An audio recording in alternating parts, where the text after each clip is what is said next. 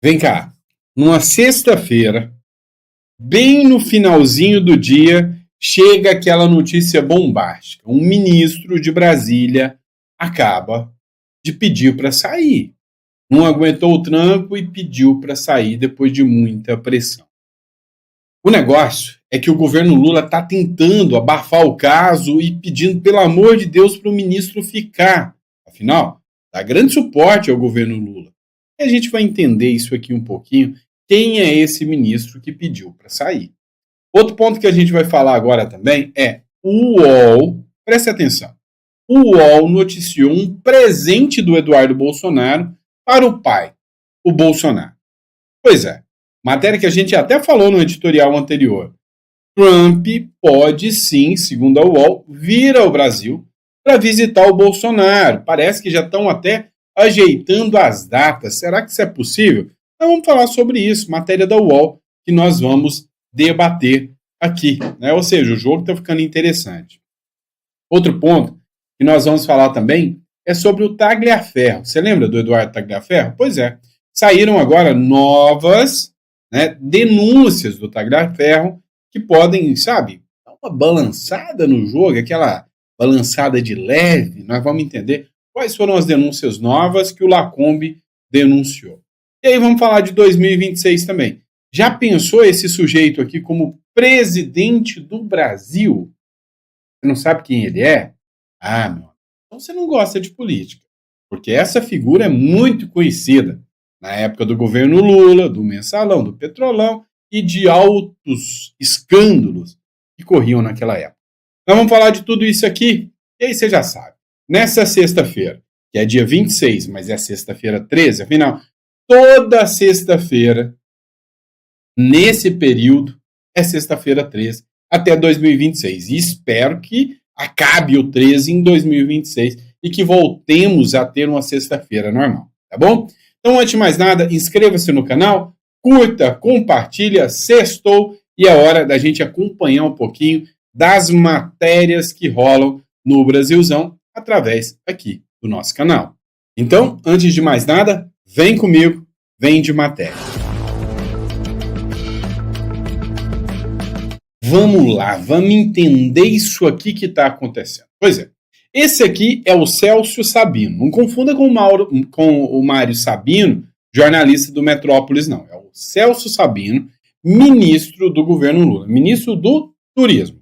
Pois é, bem na porta do gol, próximo de acontecer aquele tal do POP 30, né, aquele evento que promete ser uma grande vergonha para o Brasil, o Celso Sabino anuncia a saída do Ministério do Turismo. Pois é, o ministro do Turismo, Celso Sabino, que é do União, anunciou a saída do cargo após o rompimento do União Brasil com o governo do presidente Luiz Inácio Lula da Silva. A demissão foi acertada em uma reunião com o petista. Pois é, o Sabino, ele estava balançando, ele está assim, ó, não sei se o Lula ganha e eu fico aqui, ou não sei se o Lula vai perder e melhor eu estar no meu partido, se o partido pode tomar raiva se eu não sair. Porque o Lula brigou com o Rueda. O Rueda é o cacique do Centrão, cacique do União Brasil. E aí, naquele pra lá, pra cá, pra lá, balanga, o ministro acabou de enviar uma cartinha para o Lula falando: avise a todos que eu saio, né? Eu tô fora do governo Lula, e pulou do barco. O Sabino já tinha dito, né, que não sabia o caminho certo, né, para onde ir, mas a direção nacional da sigla, do União Brasil, ele resolveu romper de vez com o Lula, depois que o Lula, segundo acusações do Antônio Rueda, que é o cacique-chefe do União Brasil, disse que o Lula espalhou fatos e boatos de que o Rueda era dono de aviões utilizados pelo PCC, pelo primeiro comando da capital. Então, a União Brasil falou: ou vocês saem, ou vocês estarão fora da União Brasil. E aí, o Mário Sabino não resistiu e deu linha. Só que o Lula não gostou nem um pouquinho disso. Falou: meu Deus, perdeu o ministro do Turismo. Agora, próximo do momento que vai acontecer a COP 30 e perder base do União Brasil, não vou não. O Planalto, articulou e começou a dialogar para trazer de volta o Celso Sabino. Apesar da pressão do União Brasil, o Lula quer o Celso Sabino de volta. Abre aspas, matéria da Record.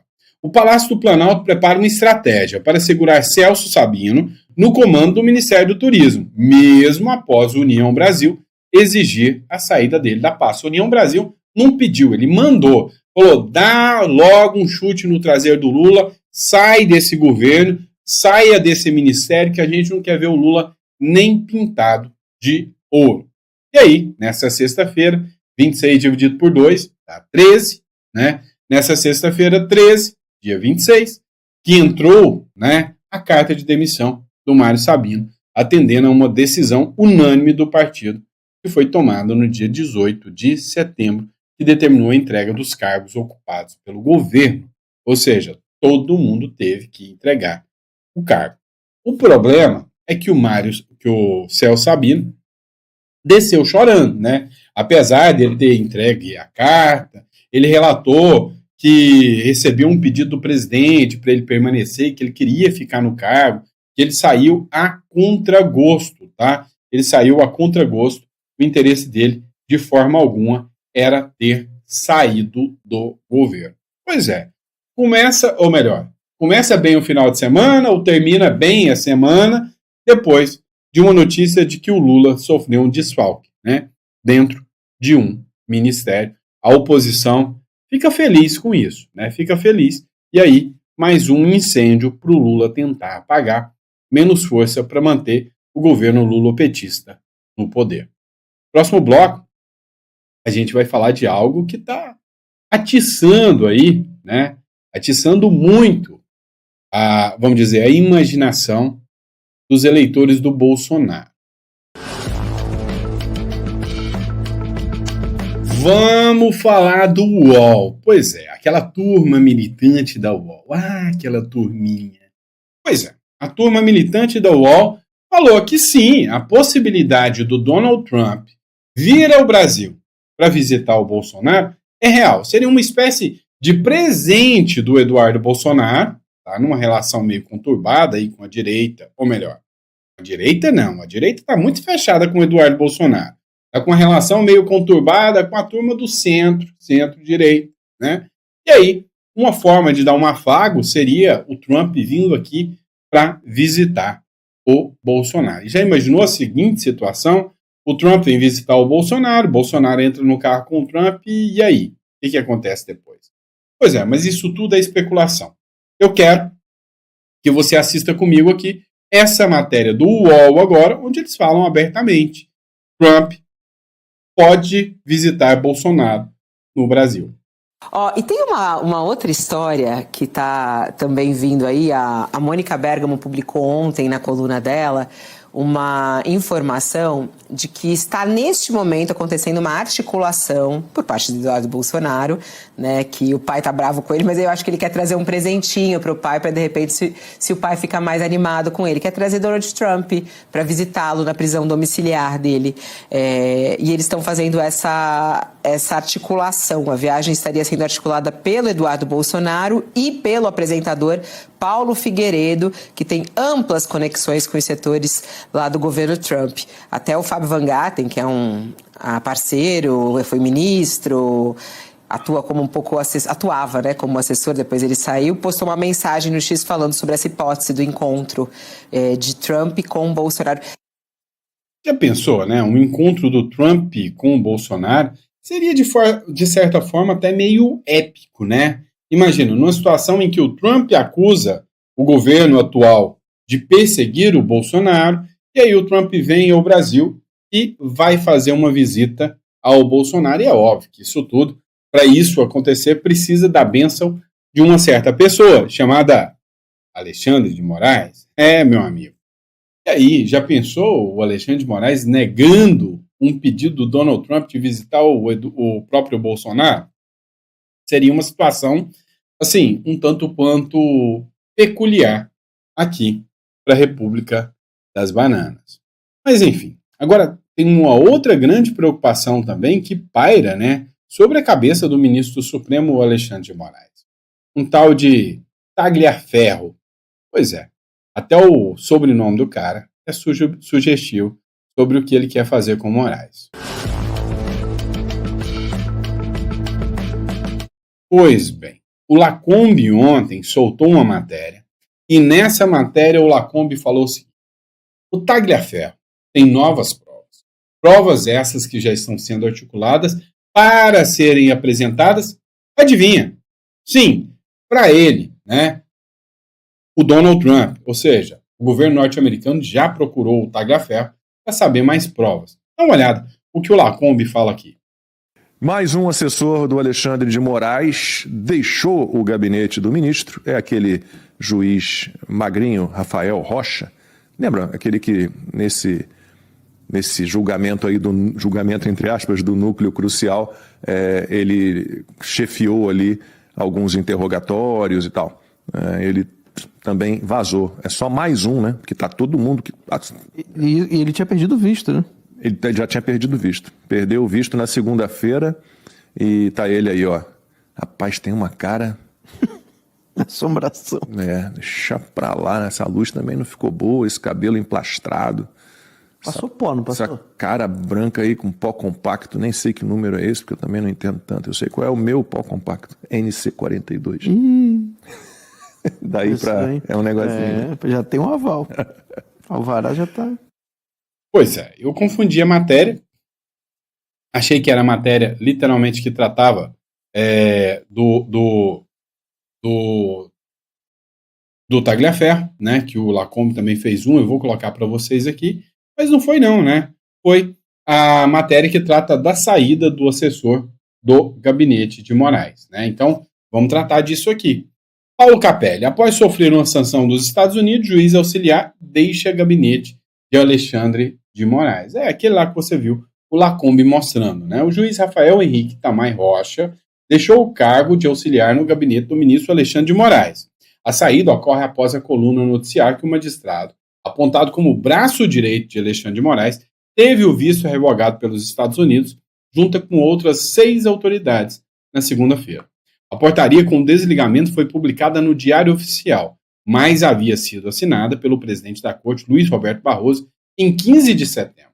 Com a saída, Tamay Rocha passa a atuar exclusivamente no Tribunal de Justiça de São Paulo.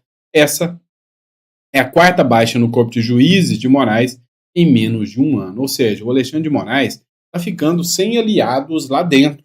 Olha só, efeito Tagliaferro gera reforma em equipe de Moraes e ministro fica sem juiz de confiança há 8 meses. 8 meses sem um juiz de confiança, o ministro Alexandre de Moraes. O relator das ações penais do golpe, Alexandre de Moraes, conduziu algumas audiências de instrução e contou com o apoio de auxiliares, porque não possuía juiz instrutor procurado. O ministro Alexandre de Moraes não se manifestou, porque ele está ficando sem ninguém de confiança do lado dele. E aí, juiz auxiliar de Moraes abandona o cargo após as sanções de Trump. Esse é o vídeo do Lacombe que vocês acabaram de ver agora. E aí, o resultado final, literalmente, é esse, né? Ou seja, está ficando isolado o ministro do Supremo, Alexandre de Moraes. Está ficando, de certa forma, aí, isolado. Vamos falar um pouquinho de 2026? 2026 está muito, muito acirrado. O jogo está pesado.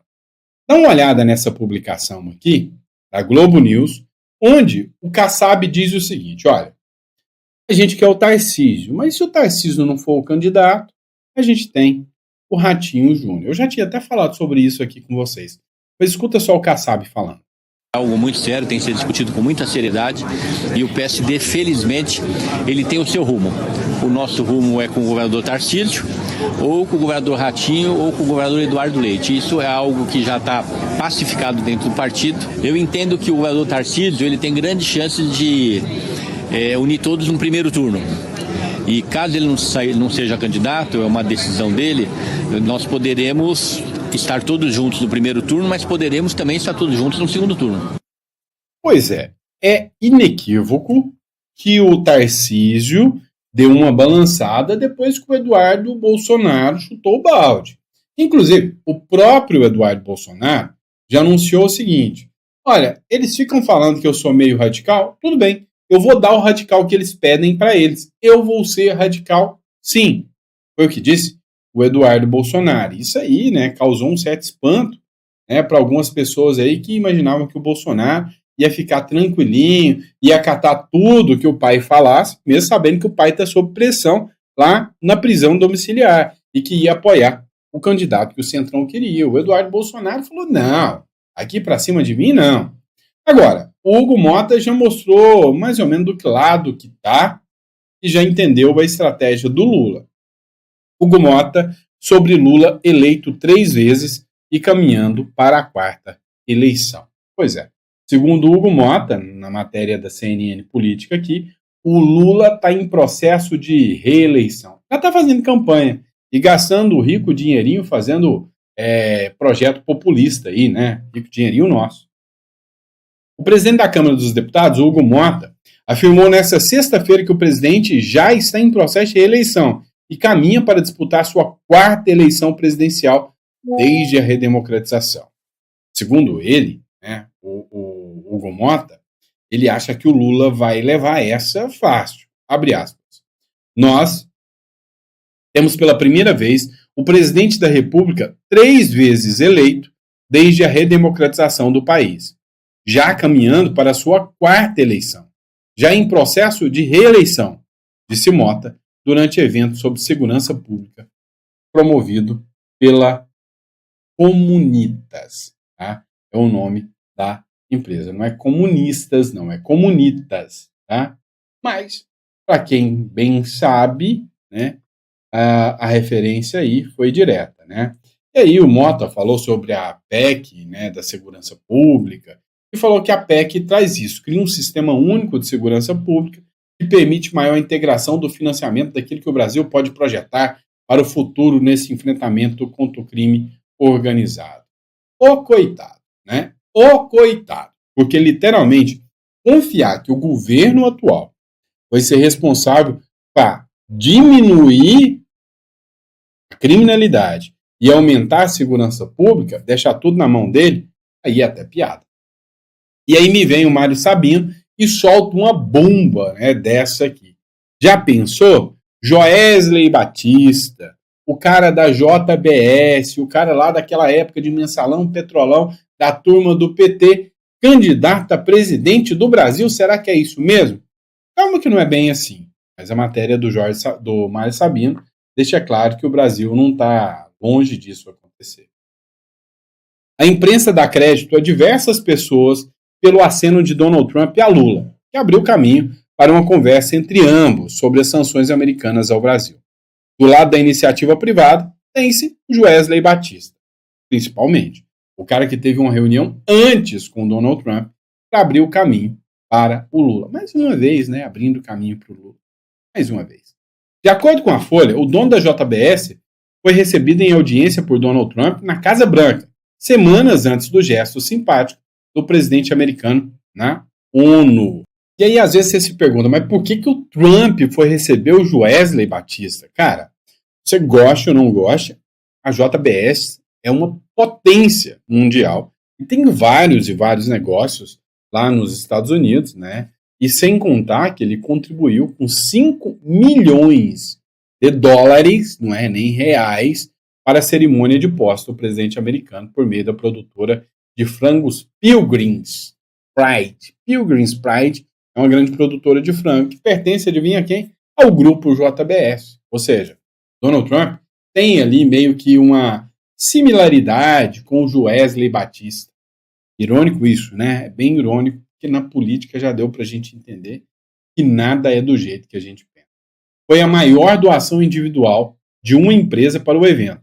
Não se pode negar que a JBS tem profundo conhecimento sobre a arte da né?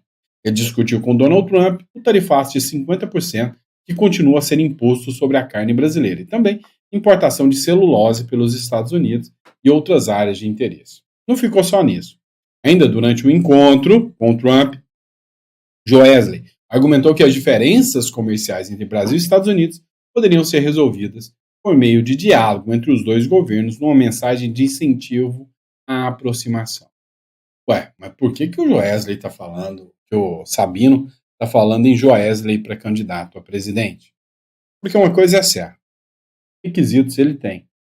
Participou do Mensalão, do Petrolão, entre outros, então tem requisitos de sobra para ser um presidente aqui na República das Bananas, não é? Vamos lá, vamos falar agora um pouquinho de julgamento de fraude do INSS, vamos falar de STF. Gilmar Mendes se declara impedido de votar em prisão do careca do INSS. Careca do INSS é como ficou conhecido, né, uma das figuras que participaram dessa questão do INSS aí, né? Ou seja, era um dos lobistas que fazia lobby, né, para cooptar ali, né, os descontos indevidos dos aposentados. Aquilo que ficou conhecido como um dos maiores escândalos do Brasil, né? Pode ser maior até que o próprio Mensalão e Petrolão. Só que eu acho que não, tá? Dessa vez não tem uma lava-jato para pegar ninguém. Acho que vai acabar ficando em pizza. Inclusive, teve uma entrevista que eu não consegui trazer para vocês, do presidente da comissão falando que essa fraude do INSS tem figuras poderosíssimas dentro do judiciário, dentro do legislativo, tem em todos os lugares, né? E o Gilmar Mendes disse que ele não poderia votar, né, sobre a prisão, embora o André Mendonça, que é o relator, determinou a prisão negando um habeas corpus. O ministro do STF, Gilmar Mendes, se declarou impedido de votar na petição sobre a prisão preventiva de Antônio Carlos Camilo Antunes, conhecido como careca do INSS, e do empresário Maurício Camisotti. O processo entrou no plenário virtual da segunda turma da Corte nesta sexta-feira. A relatoria é de André Mendonça, que votou pela manutenção das prisões preventivas. O processo tramita sob sigilo, portanto não é possível acessar todas as peças, votos dos ministros, nem o inteiro teor das decisões diretamente. Só não sei como, mas eles sabem que o Gilmar Mendes aqui votou, né, pelo impedimento dele, falou que ele era impedido. Engraçado, né? O Moraes pode julgar o Bolsonaro, mas o Mendes não pode julgar o careca do INSS. Vai entender, né? O Brasil. Vamos falar sobre isso aqui, pessoal? Irã fecha acordo com a Rússia para a construção de usinas nucleares.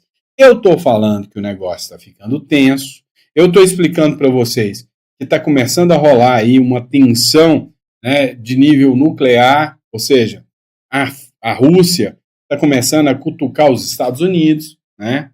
Aí tem muita gente falando que eu só estou meio doido da cabeça.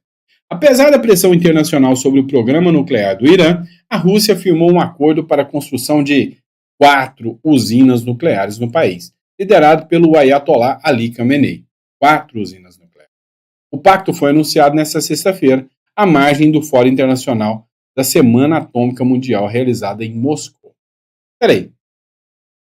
Os Estados Unidos foi lá e soltou bomba, junto com Israel, no Irã. Agora o Irã falou que ele vai continuar beneficiando armas nucleares, mas não dentro do Irã. Vai beneficiar dentro da Rússia. Agora, a pergunta que eu deixo para vocês é: os Estados Unidos vai entrar dentro da Rússia e bombardear a Rússia também?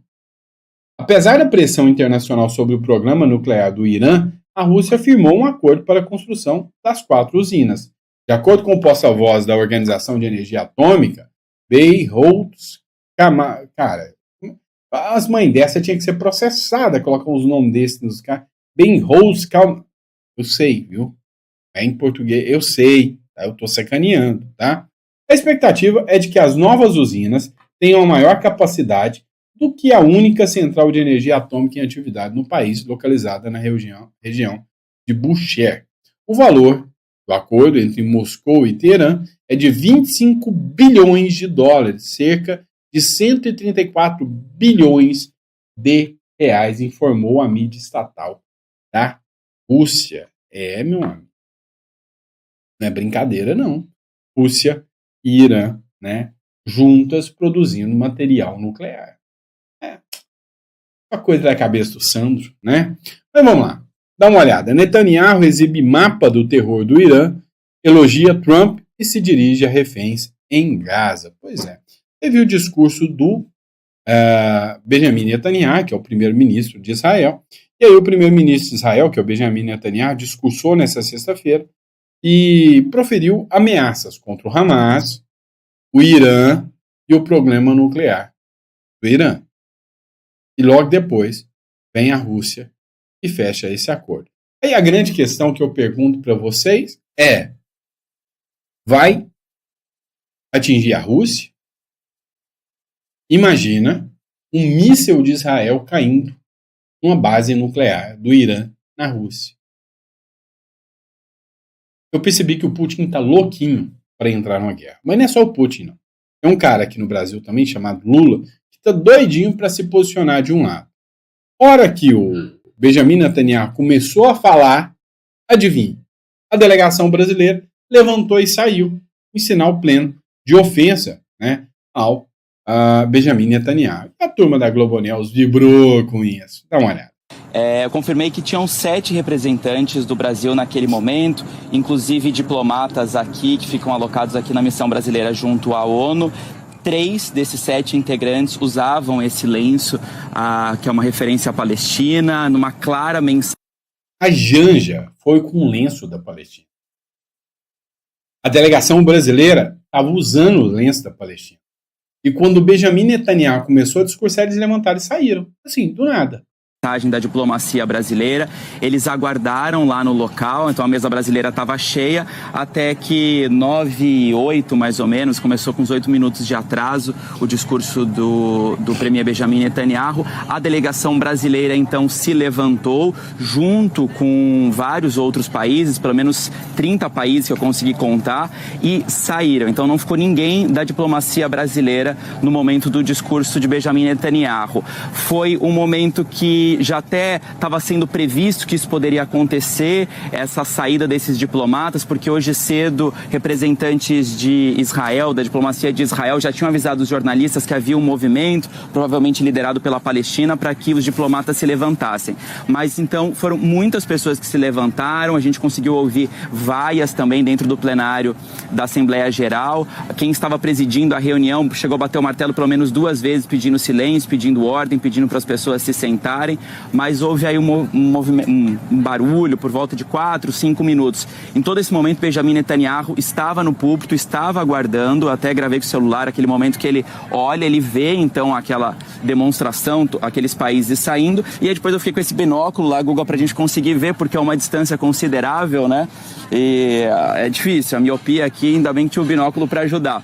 Mas eu consegui contar, olha, quem estava lá, né? Países que essa semana aproveitaram a Assembleia Geral para reconhecer o Estado palestino, estavam lá, permaneceram. Então foi o caso do Reino Unido, que estava com a mesa completa. Dos 6 assentos que eles têm, estavam 6 ocupados. A França estava com 2 representantes e aí outros países que estavam presentes. Itália deixou 1 representante, a Espanha 3, Finlândia 2, a mesa que destinada à União Europeia tinha 2 e os Estados Unidos representados aí com 6, a mesa ocupação máxima. Da América Latina, da África, assim, você chegou a ver alguns? Sim, América Latina, vários saíram, estavam fora, assim como o Brasil. Chile, Bolívia, Venezuela, indo um pouco mais para distante. Líbia também saiu. Só gente boa, né? Chile, Bolívia, Venezuela, só gente boa, né? Ou seja, é a turma que saiu de lá. A UOL também tratou do caso, né? Brasil e outros países deixam o plenário da ONU, né? É uma matéria que também foi publicada aqui na UOL. Foi confirmado aqui que eles deixaram, viu, Josias? A delegação brasileira também deixou o plenário. Se levantaram e saíram, como muitos outros países, virando as costas para Netanyahu quando ele sobe para discursar. É uma verdadeira vergonha, né? É uma verdadeira vergonha, né? Essa fuga, vamos dizer assim, né, da delegação brasileira, enquanto Benjamin Netanyahu discursava. Né? Literalmente uma vergonha. Né? Por fim, mas não menos importante, a última matéria que eu quero tratar com vocês é essa aqui. Caso Eduardo Bolsonaro. O Conselho de Ética define o relator de ação contra o deputado. Pois é, o processo que pode levar à cassação do mandato do deputado federal Eduardo Bolsonaro avançou na Câmara dos Deputados, com a indicação do relator do caso no Conselho de Ed, o que me chamou a atenção? Essa nomeação, né, do relator, no caso, Eduardo Bolsonaro. Por que isso me chamou a atenção nesse caso? Porque o argumento que está sendo utilizado nesse processo de cassação do Eduardo Bolsonaro é o argumento que a turma da esquerda, do PT e do PSOL levam contra o Eduardo Bolsonaro, que ele está fazendo traição da pátria lá nos Estados Unidos. E sim, ele pode ser cassado por isso dentro da Câmara dos Deputados, o que vai ser um prato cheio para o Procurador-Geral da República usar isso, né, no processo contra o Eduardo Bolsonaro, pedindo a prisão, inelegibilidade e cassação do Eduardo Bolsonaro, né? Então, assim, a situação não está nada fácil para o Eduardo Bolsonaro. Começaram a questionar, inclusive, se a Duda Salabert, inimiga mortal, né, do Eduardo Bolsonaro, poderia ser relatora do caso. Não ficou com ela, né?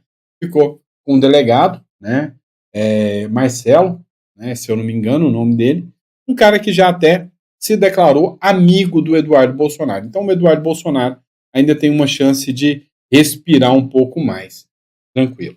Bom, e é isso. Espero que vocês tenham gostado do nosso editorial. É sempre um prazer e uma honra poder estar aqui com vocês, batendo mais um papo sobre política, tá bom? Muito obrigado, fiquem com Deus e até o próximo editorial.